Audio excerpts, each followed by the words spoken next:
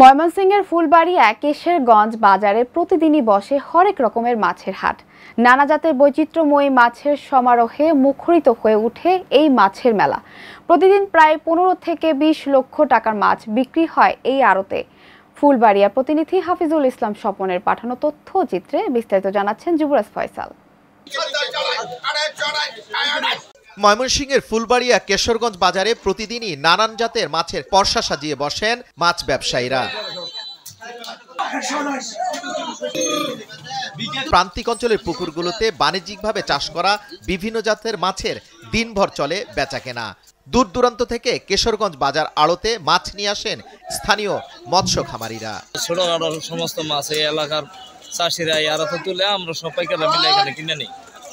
কোথায় বিক্রি করেন? আমরা গারোবাজার হাট করি, ফুলবাড়ি হাট করি, বর্ষনা, সৈকিপুর, কৌসা, কালিদাস, কাইলা, বারাতুলে। পাইকারি বাজার হওয়ায় স্থানীয় ছোট বড় মৎস্য চাষিরা তাদের মাছ বিক্রির জন্য নিয়ে আসেন এই আড়তে।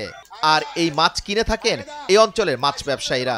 স্থানীয়ভাবে এই মৎস্য আড়ত গড়ে ওঠায় এই অঞ্চলের খামারিদের দুর্ভোগ অনেকটাই লাঘব হয়েছে। কি মাছ নিয়ে আসছেন? হ্যাঁ, মাছ নিয়ে আসছি। আপনি রেগুলার নিয়ে আসেন? প্রতিদিন নিয়ে আসি। মোটামুটি ভালোই।